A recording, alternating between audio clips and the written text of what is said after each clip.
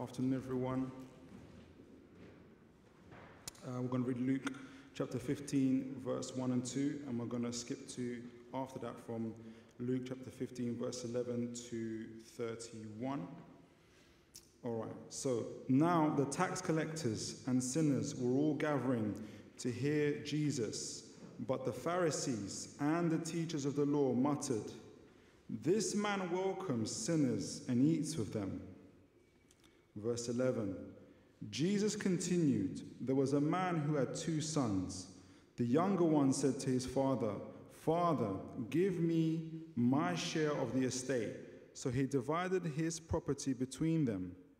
Not long after that, the younger son got together all he had, set off for a distant country, and there squandered his wealth in wild living. After he had spent everything, there was a severe famine in the whole country, and he began to be in need. So he went and hired himself out to a citizen of that country, who sent him to his fields to feed pigs. He longed to fill his stomach with the pods that the pigs were eating, but no one gave him anything. When he came to his senses, he said, 'How many of my father's hired servants have good food to spare, and here I am starving to death? I will set out and go back to my father and say to him, Father, I have sinned against heaven and against you. I am no longer worthy to be called your son. Make me like one of your hired servants.' So he got up and went to his father. But while he was still a long way off, his father saw him and was filled with compassion for him. He ran to his son, threw his arms round him, and kissed him. The son said to him, 'Father, I have sinned against heaven and against you. I am no longer worthy to be called your son.' But the father said to his servants, 'Quick, bring the best robe and put it on him. Put a ring on his finger and sandals on his feet. Bring the fattened calf and kill it. Let's have a feast and celebrate. For this son of mine was dead and is alive again. He was lost and is found.' So they began to celebrate. Meanwhile, the elder son was in the field. When he came near the house, he heard music and dancing. So he called one of the servants and asked him what was going on. 'Your brother has come,' he replied, 'and your father has killed the fattened calf because he has him back safe and sound.' The elder brother became angry and refused to go in. So his father went out and pleaded with him. But he answered his father, 'Look, all these years I have been slaving for you and never disobeyed your orders, yet you never gave me even a young goat so I could celebrate with my friends. But when this son of yours, who has squandered your property with prostitutes, comes home, you killed the fattened calf for him.' 'My son,' the father said, 'you are always with me, and everything I have is yours. But we had to celebrate and be glad, because this brother of yours was dead and is alive again. He was lost and is found.'"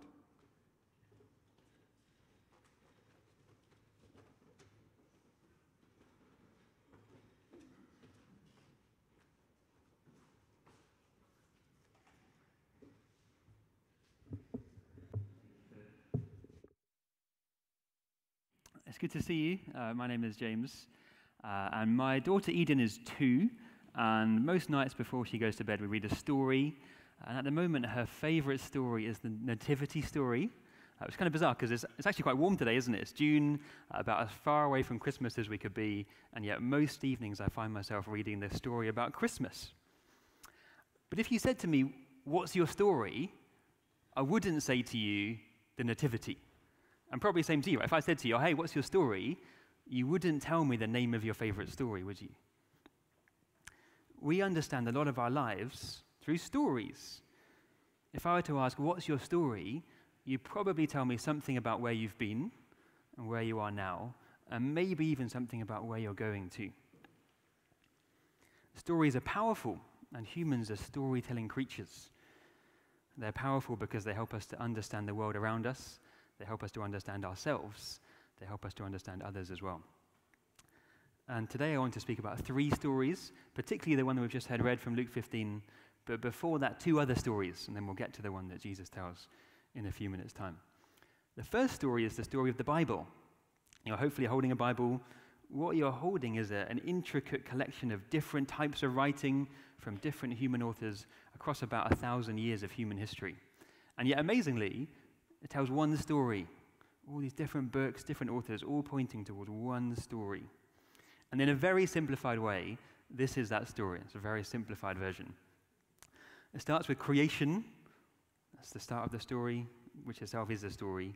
God creates the world. What he creates is good. But then things go wrong. That's the fall. Humans mess it up. They eat the fruit. Things start to go wrong. But then all of the rest of the Old Testament is building towards this idea of redemption. And we see that most clearly when Jesus comes at the start of the New Testament. That's when redemption happens. And then it builds even further towards this idea of restoration, which is not about humans going off to heaven, but actually about heaven coming down to earth and everything being restored. If we wanted to understand that as a kind of narrative arc, it would look something like this line. Things are good, and then things go wrong, and then things get better, and they're going to get even better in the future. That's kind of the story of the Bible as a shape. And that is a very quick summary of a very long and complicated book. And so there's much more to it than this, but that's, I think, a brief summary of what the story looks like. And if you're interested, we're doing in church at the moment a Bible overview. So not next week, but the week after, we'll get back on Sundays to the Bible overview. We'll do this, but in more detail. So you'll hear this, but more than just 4 pictures and about 2 minutes of talking. And so that's from 2 weeks' time in church. That's the Bible story. Here's a second story, which Mark Sayers, who's a pastor and cultural commentator from Australia, calls the secular story or the secular narrative. In the West, many people have rejected or dismissed or just simply don't know about the Bible story. But humans are storytelling creatures. And so if you do away with one story, you have to replace it with a different story. And this is the kind of narrative that a secular society or a secular person might tell. And just like my Bible story, this is a very simplified version of a much more complicated and nuanced story. But hopefully you see some familiar things in what I'm about to spell out. This story starts with the self. In the beginning, I was more like my true self. And the phrase you might hear used is my inner child, maybe. The underlying idea is that there is someone inside of me who is true and innocent and good, a bit like a blank slate, where I have the freedom to write my own story. It's my true self. But then something happens that causes me to lose sight of my true self. And that could be some sort of trauma, could be the expectations that people put on me that come from outside that in some way cause me to lose sight of who I really am. They cause me to lose sight of my true self. It cause me to maybe put a mask on and live in a way that is not authentically me. Society's expectations might feel stifling or oppressive to my freedom. But whatever happens to me, I lose sight of my true self. And usually that results in me feeling unhappy or low self-esteem. But then, part 3 of the story, I do something that helps me to either come to terms with the trauma that I experience or break free from the responsibility or identity that's being imposed on me from outside. And that enables me to rediscover who I really am. You might hear people use that phrase, rediscover who I really am. And the result of this is that I end up feeling pleasure or happiness, or we might even use the phrase self-actualization. That's a phrase from a psychologist called Maslow, who had a hierarchy of human needs, and the top one, humans' deepest but hardest to achieve desire, was self-actualization, like becoming your true self. This is the secular story, which is quite abstract, so let me try and illustrate it in a couple of ways. Who's seen Frozen? Anyone seen Frozen? It's a good film. I think most Disney films probably follow this kind of narrative arc, but Frozen is a great example. If you know Frozen, it's about a girl called Elsa. Starts as an actual child. That's the true self. The kind of inner child is there, and things are good. But then things start to go wrong as she grows up. Society kind of imposes expectations that are making her unhappy and stifle her. Then she breaks free. She sings the famous song, Let It Go. She kind of says, no right, no wrong, no rules for me. I'm free. And that leads to her feeling pleasure, feeling happy. I'm sure you've heard stories that follow a similar pattern. And my point is not to say that this story is wrong by any means. There's loads that we can learn from understanding a story like this. But hopefully you notice that this story maps quite neatly onto the story of the Bible. It follows a similar pattern, doesn't it? If we were to draw a line on this story, the narrative arc looks the same. Hopefully the next slide shows, maybe I've deviated from my script. There we go. The same sort of pattern, isn't it? The contours of the stories are exactly the same. The narrative that our secular society tells is often shaped by the Bible story, but it takes out God and puts the self at the center. It's kind of like a subversion of the Bible story. Similar pattern, but different focus. And I'm hoping that what we'll see is that the story that Jesus tells in Luke 15 speaks into both of these stories, the story of the Bible and this secular narrative. So hopefully you have it open. It's Luke 15, and we heard first, didn't we, 2 verses from right at the start. So we heard first verse 1 and 2, and then the story from a little bit later on. Philip read verses 1 and 2 because they're really key to understanding the whole story. If you look back at the start of chapter 15, we see that Jesus is talking to 2 groups of people at once. It says, now the tax collectors and sinners were gathering around to hear Jesus. I think that we should read it kind of sinners in inverted commas. The Bible is quite clear that everyone in some way falls short. So kind of Pharisees and sinners gathering around to hear Jesus. But the Pharisees and teachers of the law muttered, this man welcomes sinners and eats with them. And so Jesus tells 3 stories to these 2 groups of people. This is the 3rd one about 2 sons. It's the longest one. It's the most famous one. And next week we'll think particularly about the older brother, but today our focus is on the younger son of the 2. If I read from verse 11, that's where Jesus starts this particular story. Jesus continued, there was a man who had 2 sons. The younger son said to his father, Father, give me my share of the estate. And so he divided his property between them. Not long after that, the younger son got together all he had, set off for a distant country, and there squandered his wealth in wild living. And if we pause there, one of the amazing things about this story is that 2,000 years before people used any of this language, this is essentially the same narrative playing out, isn't it?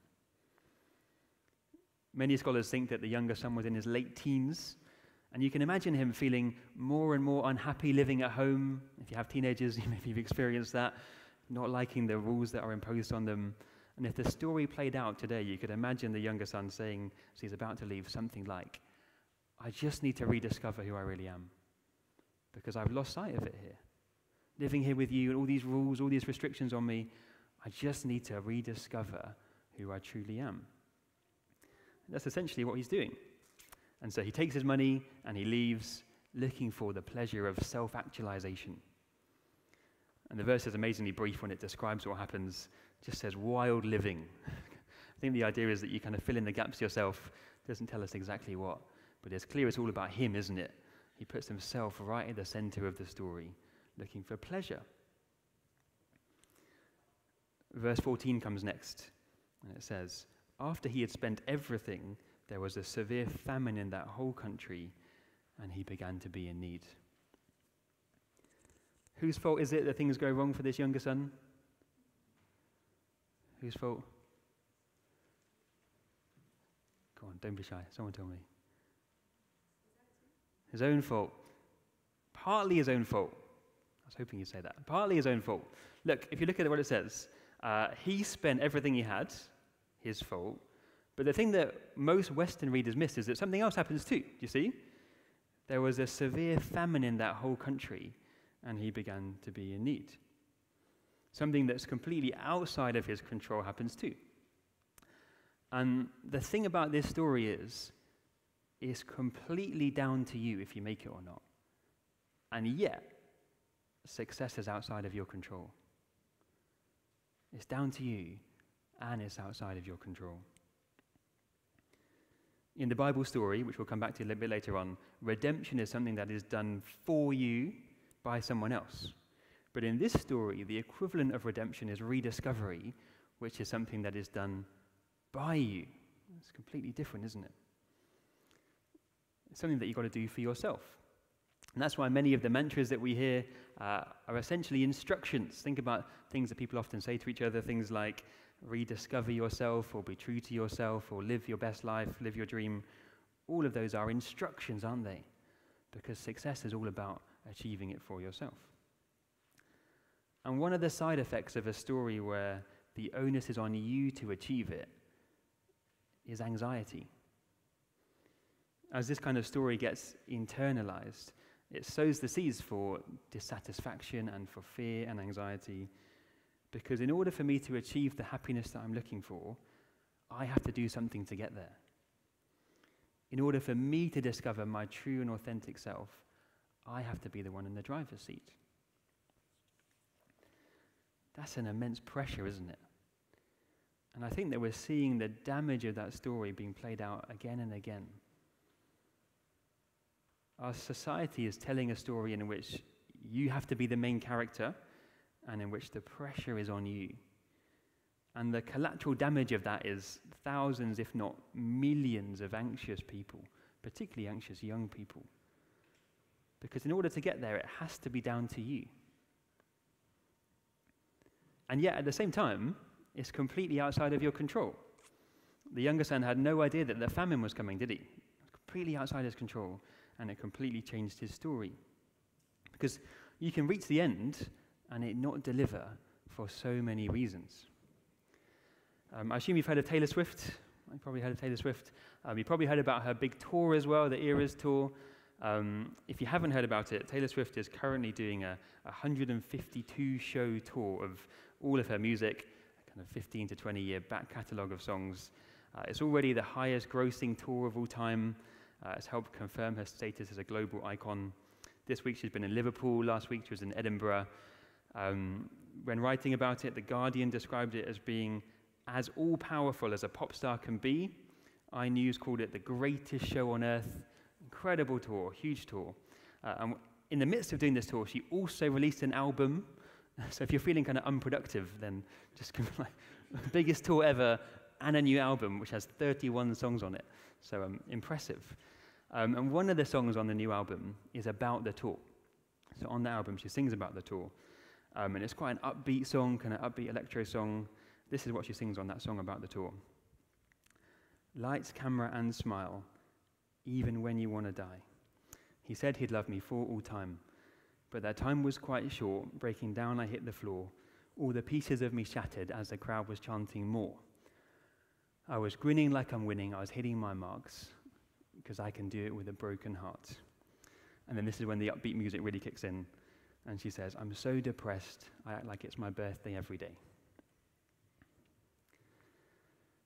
And it's really jarring to listen to such heavy lyrics set to such upbeat music. But I think that that's the point, that you can make it to what you think is the happy ending of the story, but because of things that are outside of your control, it doesn't deliver. You would think and hope that having the highest grossing tour of all time would be enough to make you happy, but that's just not how the story works. It never works like that. The way the story really works is that you can have it all, and that all can still not be enough. Lights, camera, and smile, even when you want to die. Back in our story, it's at this point that the son realizes that what he had before is better than what he has now. And so he decides to go back to his father. And for us to understand the next part of the story, we really have to understand the context in which it was written. In Jewish culture, like in most cultures, inheritance passed from parents to children when the parents died. And so for the younger son to say to his father, give me my share of the estate now, is in effect him saying to his father, I wish you were dead.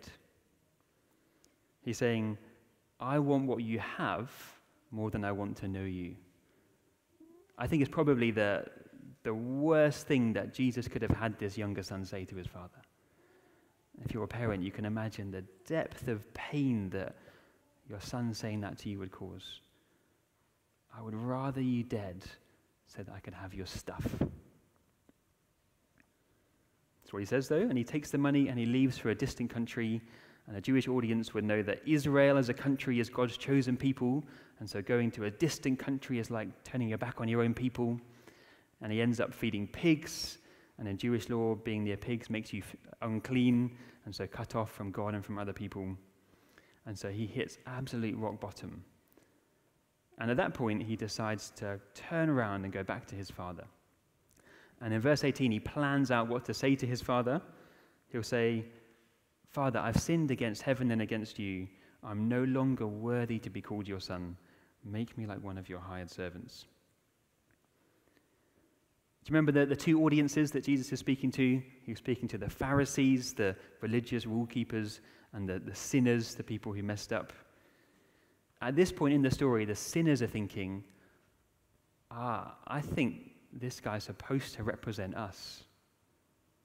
And what happens next is really important, because what happens to him probably tells us something about what Jesus thinks about us.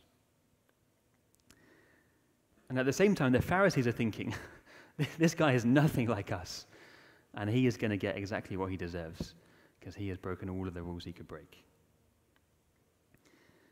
What both groups are thinking will happen next is a ceremony called the Kazaza, which is designed for exactly this kind of situation. The tradition of the Kazaza said that if a member of the community lost their inheritance in a foreign country, which is exactly what's just happened, then they would be banished from the community. The word Kazaza means to be cut off, so there'd be a ceremony where the person who'd gone away was cut off. They're no longer welcome in the community again, not part of the family. And so when the younger son plans to ask his father to make him like one of the hired servants, that is already pushing his luck. What he thinks should happen is that he should get cut off completely, and so he's pushing his luck, saying, please just make me like a servant. The Pharisees are there like licking their lips, ready for justice to roll down on this disobedient son, and that makes what happens next even more shocking. Read with me, it says, while he was still a long way off, his father saw him and was filled with compassion for him. He ran to his son, threw his arms around him, and kissed him.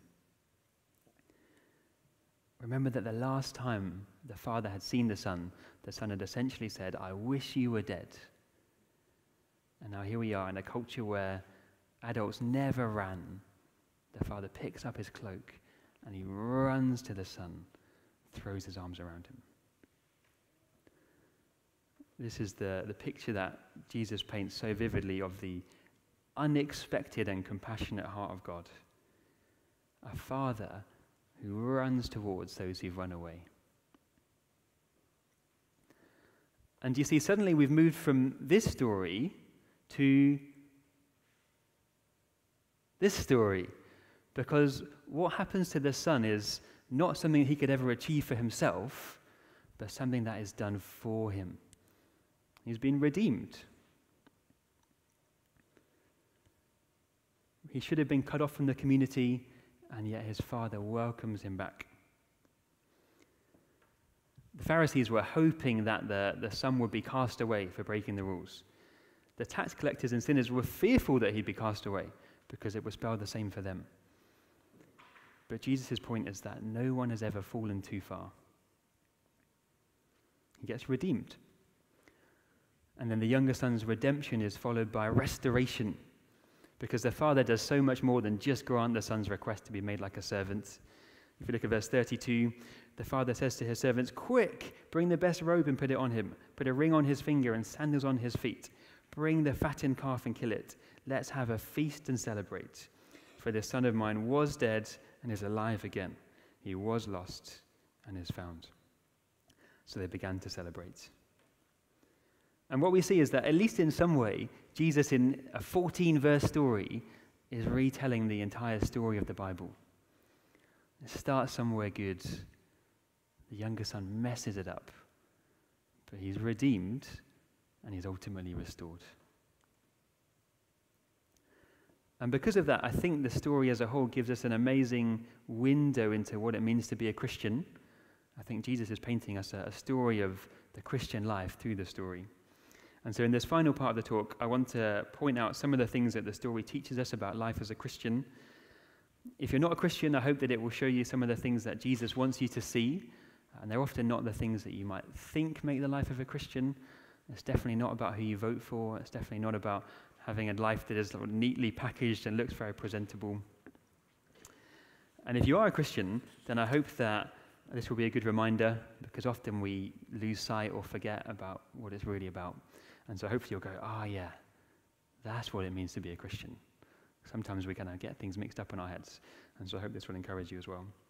And if you have friends who you think need to hear this, who could really enjoy or benefit from hearing about the Christian life, bring them along next week.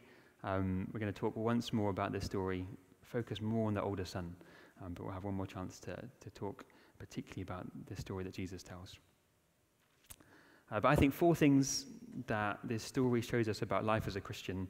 Firstly, life as a Christian means turning around. The word that Christians often use is the word repent, which I think has become a fairly heavy religious word. All it really means is to turn around, or literally to change your mind. That's what it means to repent. Because you can't live 2 stories at once. It doesn't work. The younger son wanted the good stuff from his father, and he also wanted to live his own way in a distant country. But you can't do both. You can't live 2 stories. And if you try, it just makes you miserable.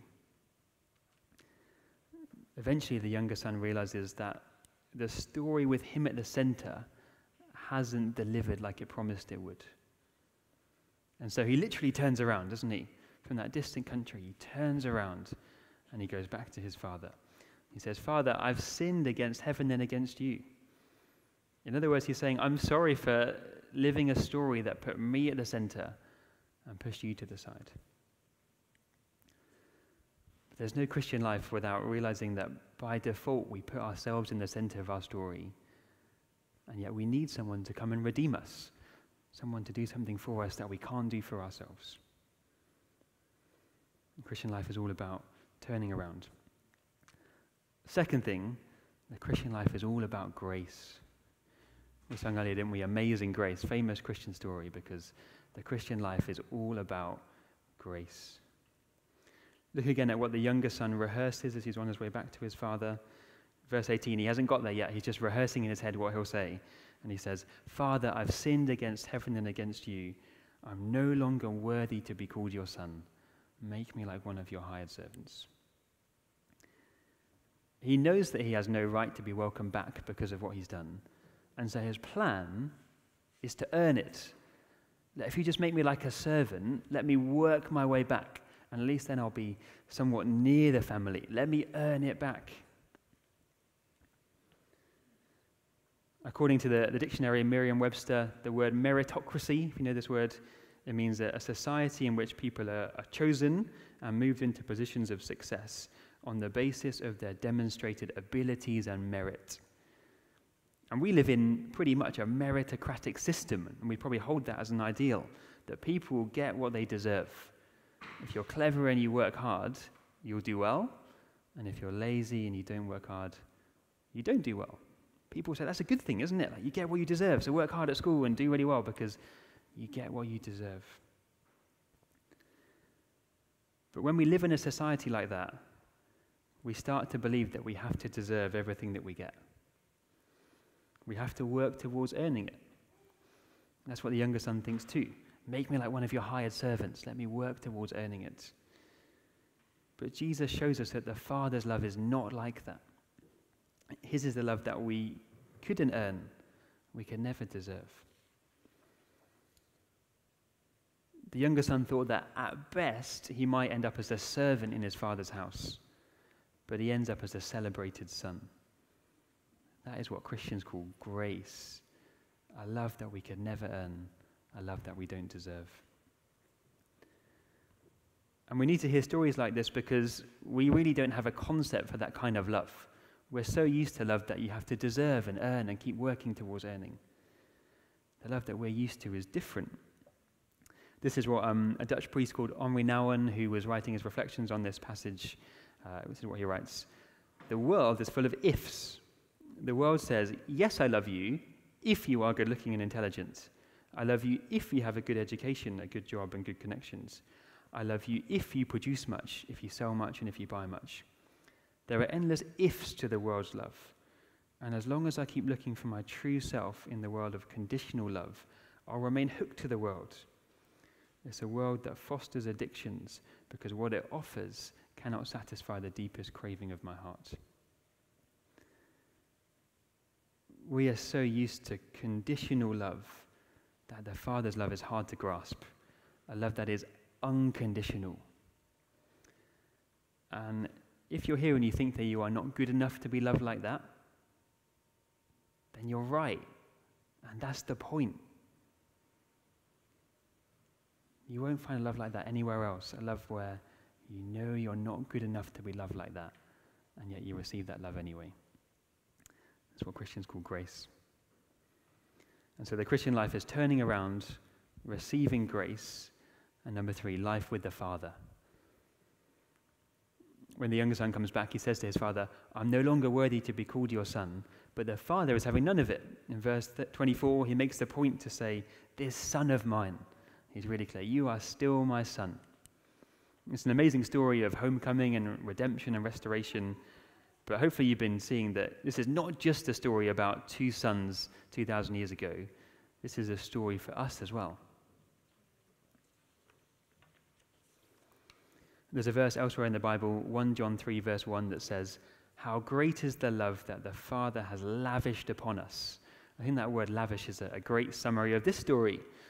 Think about the father picking up his cloak and running towards the son. Then he says, put a ring on his finger, kill the fattened calf, let's celebrate. It's a lavish picture of love. And the verse says, how great is the love the Father has lavished upon us, that we should be called children of God. And that is what we are. Today is Father's Day, isn't it? We've heard that mentioned already. I don't know what kind of emotions that brings up for you. I'm sure that lots of us have known the amazing blessing of having good parents. So much good comes from having amazing and good parents. But I know that lots of people don't have that experience. Thinking back to that secular narrative, how much of the trauma that we see in our world is caused by the failure of parents, both intentional and unintentional, or by the absence of parents, or by the mortality of parents. The Christian story is unique partly because when you become a Christian, the word the Bible uses is adopted. Adopted into a new family by a Father who knows you better than you know yourself. And he loves you even though he knows you.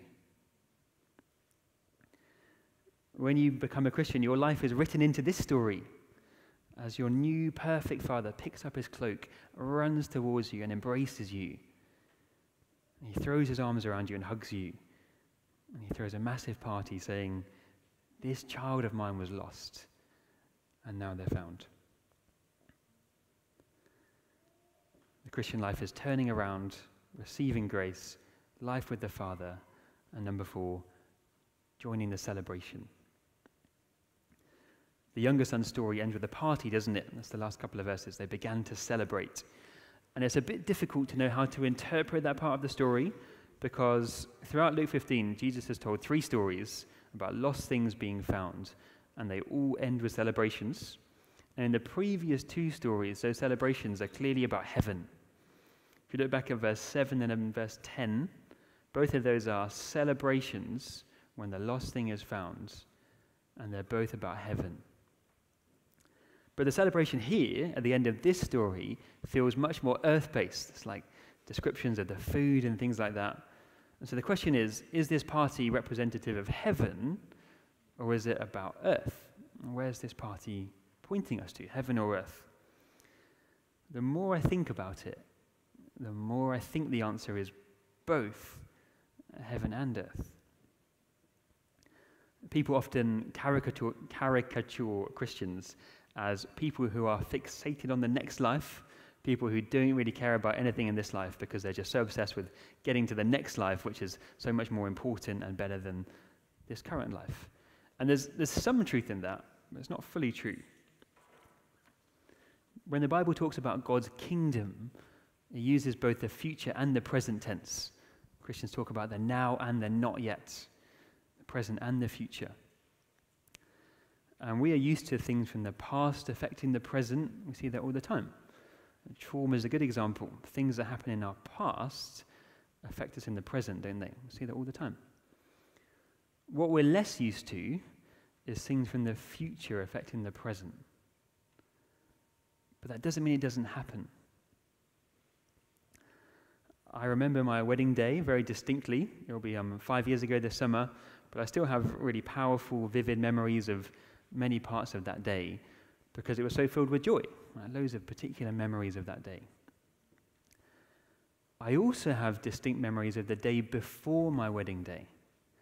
I remember the rehearsal, I remember writing my speech.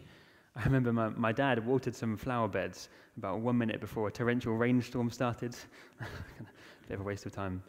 But I have really particular memories of that day. And the reason I remember them is not because of that day itself, but because of what happened the next day. My future was affecting my present.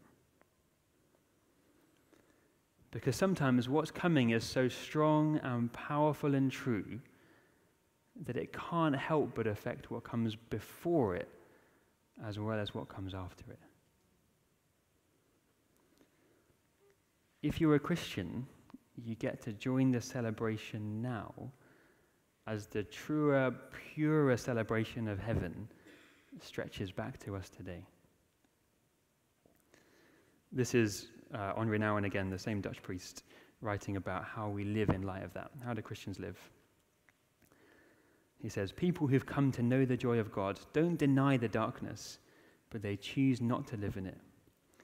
They claim that the light that shines in the darkness can be trusted more than the darkness itself, and that a little bit of light can dispel a lot of darkness. They point each other to flashes of light here and there, and remind each other that they reveal the hidden but real presence of God.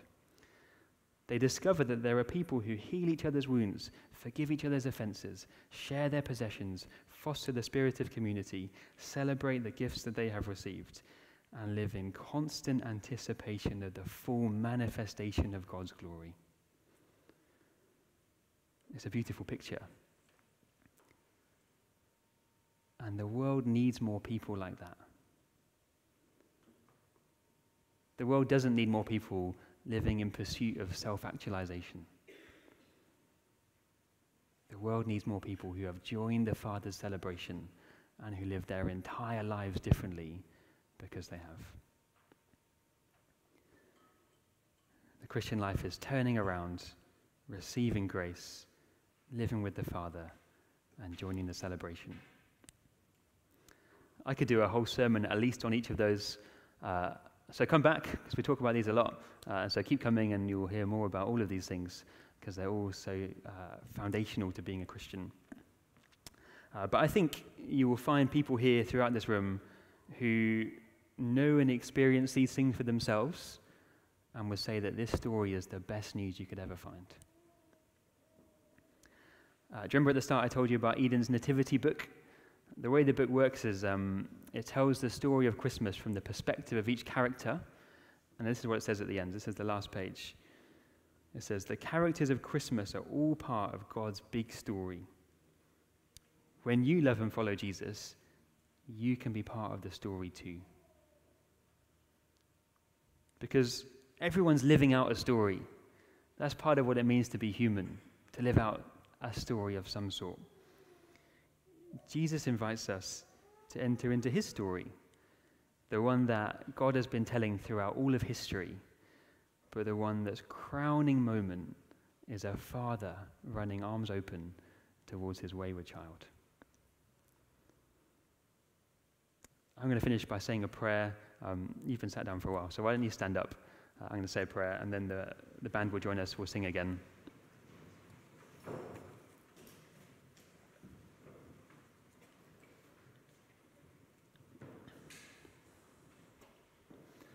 This is a prayer that you can pray if you've never heard this before, but you want to join the story, or whether you've been living this story for a long, long, long time, but you want to recommit your life to living under God's fathership and in his story.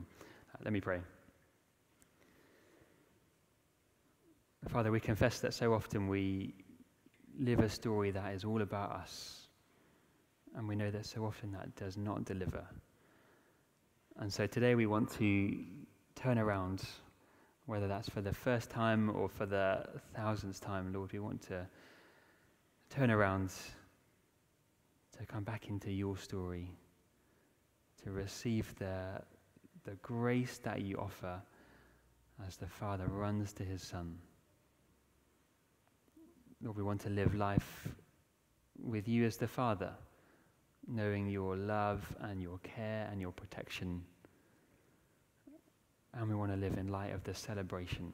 Lord, help us to experience even now the joy of heaven stretching back to us now as we write ourselves into your story for your glory. Amen.